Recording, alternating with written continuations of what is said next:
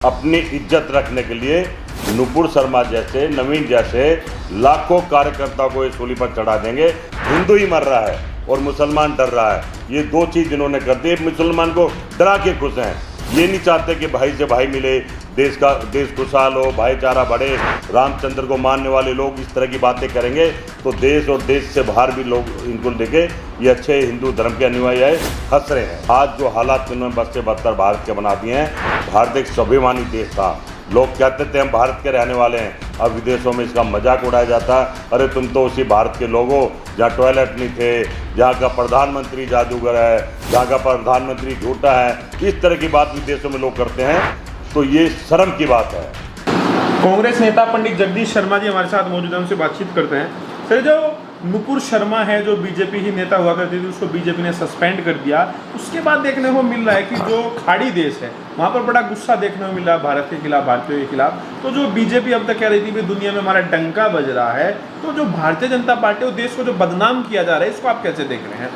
देखिए, जो आप नुपुर शर्मा की बात कर रहे हैं, ये मोदी जी ने उसको इनाम दिया वफादारी का। हाँ। और मैं समझता हूँ जो ऐसा प्रवक्ता इनका अपनी मर्जी से ज़्यादा उछलता है और सब मर्यादा को पार कर देता है, हाँ। उसको ऐसा इनाम मिलना चाहिए।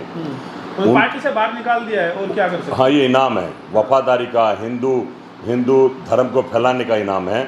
और मैं समझता हूँ जो आप विदेशों की बात कर रहे हैं, जो प्रधानमंत्री 56 इंच का सीना लेके घूमते थे, मात्र छोटे छोटे कतर जैसे देशों ने उस सीने को कमज़ोर कर दिया है।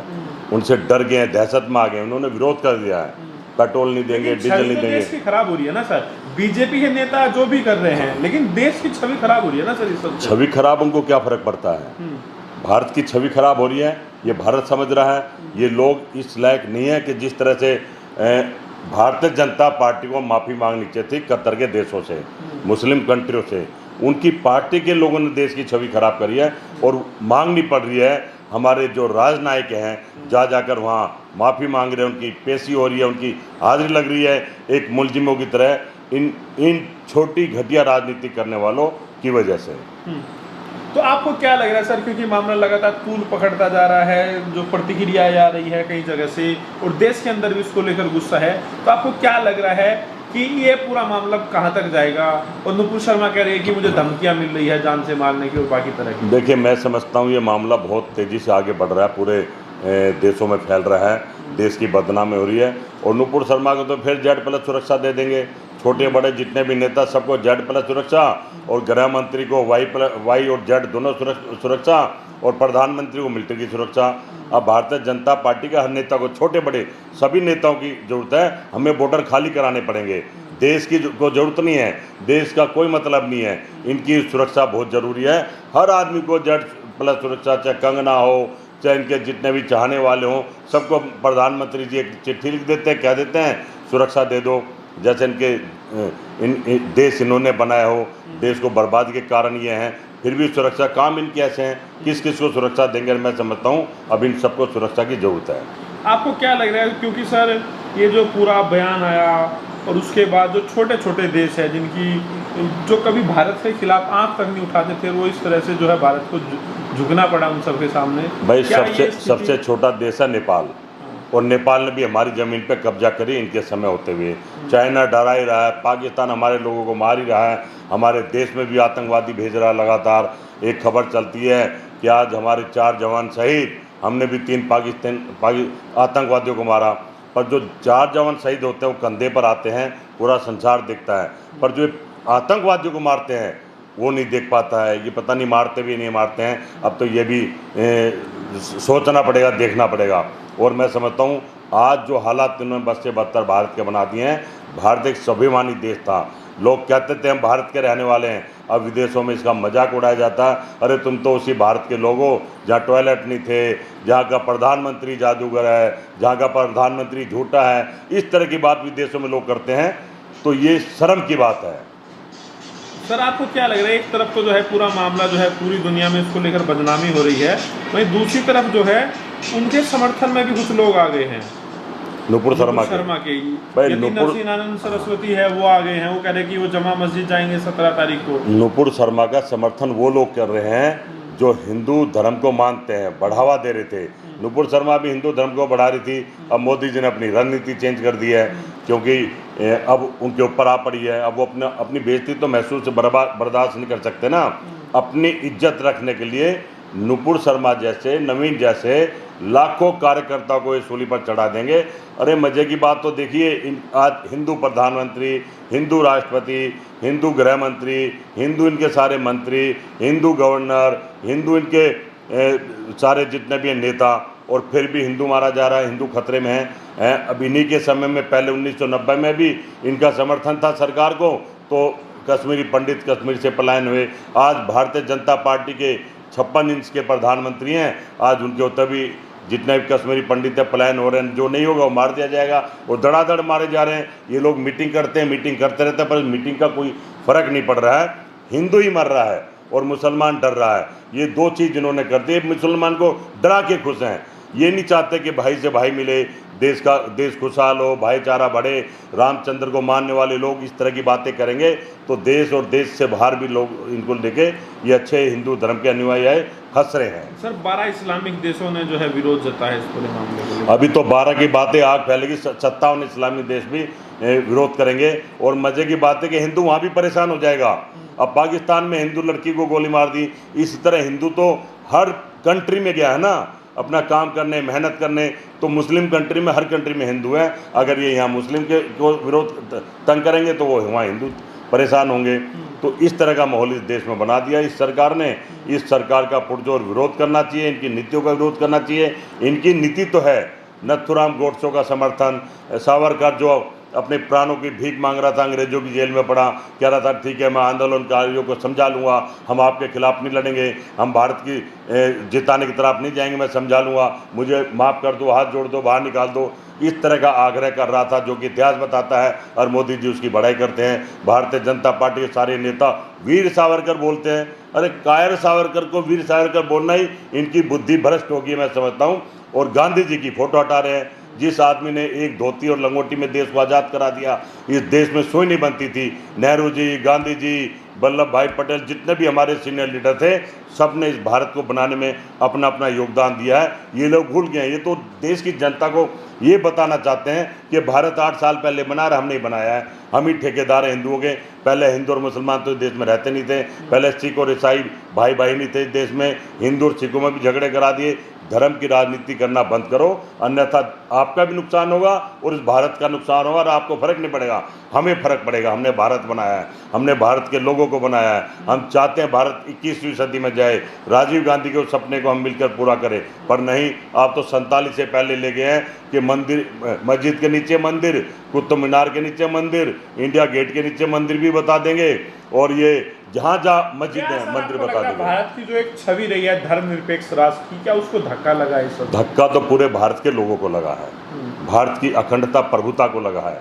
ये शपथ लेते हैं अखंडता प्रभुता, हम द्वेष में काम नहीं करेंगे, हम सबको साथ सम्मान देंगे।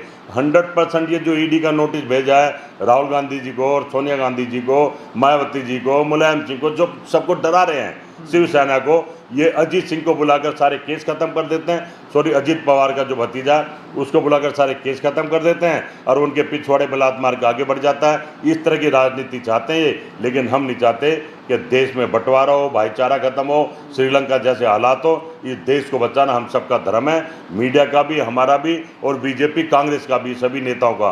पर ये अपने धर्म से भटके हैं, ये तो लोकतंत्र की हत्या कर रहे हैं, संविधान का मजाक उड़ा रहे हैं और नेताओं का अपमान कर रहे हैं। नेता है सुब्रमण्यम स्वामी, उन्होंने कहा है कि चीन ने हमारा 4000 वर्ग किलोमीटर एरिया हथिया लिया है और अर्थव्यवस्था के मामले में घोर विफल रही है ये सरकार। कैसे आप मानते हैं बीजेपी के लोग अब जो है सवाल उठा? अब आप ही देखें ना, कह कौन रहा है, member of parliament Bharatiya Janata party का, और वो तो समय समय पर आगाह करते हैं, बताते हैं। सुब्रमण्यम स्वामी, हाँ बिल्कुल करते हैं। वो एक निडर नेता है, वो हर चीज़ को सच्चाई से सामने रखते हैं और सरकार को आईना दिखाते हैं। पर सरकार गूंगी बहरी अंधी हो गई है, देखना नहीं चाहती है। और कांग्रेस दिखाते तो भी नहीं देखते, और बीजेपी के खुद नेता दिखा रहे हैं तो भी चुप हो जाते हैं। कभी आपने देखा होगा जो इनकी जो साध्वी थी, वो भी मोदी जी का विरोध कर रही थी कि तो देश तोड़ देगा, बर्बाद कर देगा, उमा भारती जिसको कहते हैं, वो वीडियो भी हमने देखी है।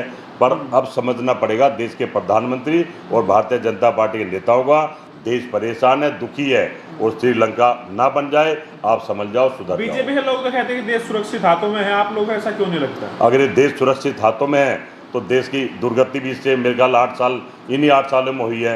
अगर देश सुरक्षित हाथों में होता तो हम भी सम्मान करते, हम भी प्रधानमंत्री को प्रधानमंत्री समझते। ये देश तो उन लोगों के हाथ में है जो नथुराम गोडसे के परिवार की चमचागिरी करते थे, नथुराम अंग्रेजों की चमचागिरी करते थे। ये पिट्ठू जब अंग्रेजों के थे, अब फिर वापस आ गए भारत को बेचने, और जब तक भारत को बेच नहीं देंगे ये भी चुप बैठने वाले नहीं है।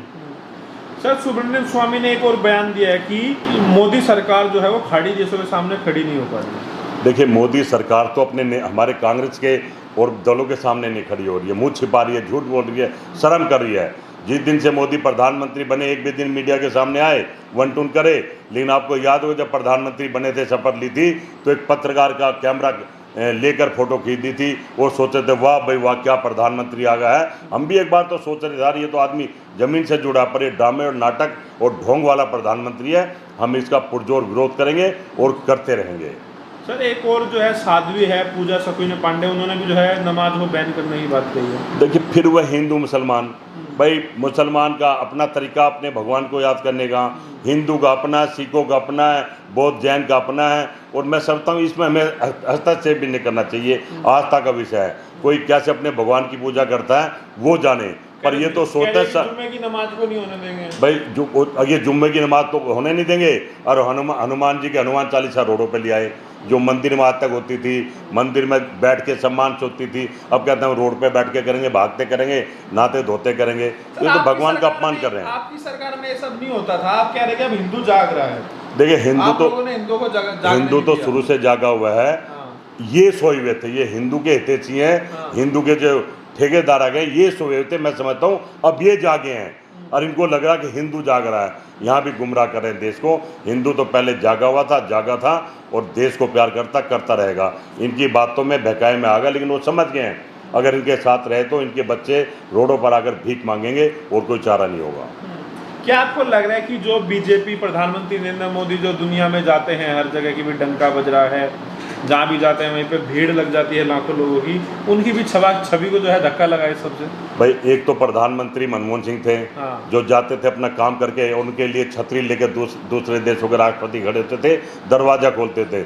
ये तो यहीं से हजारों लोग पैसे टिकट दे के भेज देते हैं, इकट्ठा कर ले पैसे के दम पे, और झूठे डंके बजवा रहे, कहीं ढोल बजाते कहीं नगाड़े। अब तो जो पहले जाते थे वो भी बता रहे हैं। अब तो हर टूर में 15-20 आदमी प्रायोजित कार्यक्रम मीडिया खड़ी कर देती है, वाह वाह मोदी जी हाथ हिलाकर, और सारी मीडिया शोर मचाने में लग जाती है। ऐसा स्वागत कभी कांग्रेस के दौर में नहीं होता था। देखिए, कांग्रेस तो विचारधारा है, स्वागत की भूखी नहीं है। स्वागत के भूखे ये हैं, इन्होंने कभी राजपाट तो देखा नहीं, गलती से झूठ बोल के छल कपट से ईवीएम से सरकार बना लिया, अब इनसे बर्दाश्त होना नहीं है। अनुभव चाहिए, ये अनुभवहीन सरकार है। देश को चलाने के लिए, लोगों को बचाने के लिए एक अनुभव चाहिए, सहन शक्ति चाहिए, जो इनमें बिल्कुल भी नहीं है। लुटेरों की सरकार है, दोनों हाथों से लूट रही है। सारा देश का सफेद पैसा अड़ाने के माध्यम से विदेशों में चला गया, प्रधानमंत्री गोता लगाकर चुप है। सर, अमेरिका की एक रिपोर्ट आई है जिसमें उसने चेतावनी दी है कि जो चीन जो है भारत के जो पास का जो इलाका है वहाँ पर जो है निर्माण कर रहा है। एक बार फिर से सैटेलाइट से तस्वीरें सामने क्या है भाई, अभी प्रधानमंत्री ने ड्रोन का उद्घाटन करा है और ड्रोन पे बैठ के शायद जाएंगे। देश के गृह मंत्री कह रहे हैं कि चीन घुस गया है, पूरा विपक्ष कह रहा है चीन घुस का कब्जा कर रहा, पुल बना लिया, पर प्रधानमंत्री और गृह मंत्री सोए कहते नहीं ऐसा कुछ नहीं है, विपक्ष आवाज उठा रहा है। अब जो प्रधानमंत्री ने ड्रोन बनाया ना, वो ड्रोन पे बैठ के गृह मंत्री और प्रधानमंत्री दौरे पे जाएंगे। जब देखें ड्रोन बनाया इसलिए है कि कहते हैं चाइना का जाके बॉर्डर देख ले। आपको लग रहा है लाल आंख करके बात करेंगे? अब लाल आंख होती तो बात ही क्या होती। अब लाल न काली, ये तो शर्मसार हो गए हैं। ये आँख कहाँ से दिखाएंगे, ये खुद ही डरे हुए सहमे हुए हैं। इनको लग रहा है जैसे श्रीलंका में लोगों ने प्रधानमंत्री को घेरा, कहीं देश की जनता ना घेर ले, अपना बचाव कर रहे हैं, चारों तरफ सुरक्षा बढ़ा रहे हैं, सभी नेताओं को सुरक्षा दे रहे हैं। फेल रही है सरकार, चारों खाने चीता सरकार 8 साल में 80 साल पीछे देश को ले गई है। अनुभवहीन है, इनको सत्ता चलानी नहीं आती। बदमाशों की तरह जबरदस्ती लूट लिया है देश को और लूट लिया है। अब देश लेकिन इनके जनता सुनने वाले बीजेपी के साथ है। गुजरात में फिर से सरकार बनाने का दावा किया जा रहा है, हिमाचल देखिए, में सरकार तो ये बनाएंगे, हर जगह बनाएंगे, हिमाचल गुजरात सारे बनाएंगे। आपको अपने ईवीएम से विधायक छुपाने पड़ रहे हैं। राजस्थान में आपकी सरकार है, हाँ हाँ राज्यसभा चुनाव हाँ, को इसलिए लेकर। छुपाने पड़ रहे हैं कि करोड़ों रुपए के खजाने खोल दिए हैं हाँ। कि आओ हमें वोट दो, हमें वोट दो। और भाई पैसे के लालच में तो इंसान है, बहक जाते हैं, बहकाने की कोशिश कर रहे हैं। ये पैसा पद ये लालच दे दे के इस देश का बेड़ा गर्क कर रहे हैं। जो करने वाले काम है वो नहीं करेंगे। महंगाई पर बात नहीं करेंगे, बेरोजगारी पर बात नहीं करेंगे, काले धन पर बात नहीं करेंगे, किसान की समस्या पर बात नहीं करेंगे, जीडीपी पर बात नहीं करेंगे, व्यापारी खत्म होगा उस पर बात नहीं करेंगे। हाँ, पर सरकार बनाने के लिए तन मन धन हर चीज़ पर बात करेंगे। ठीक है, शुक्रिया सर।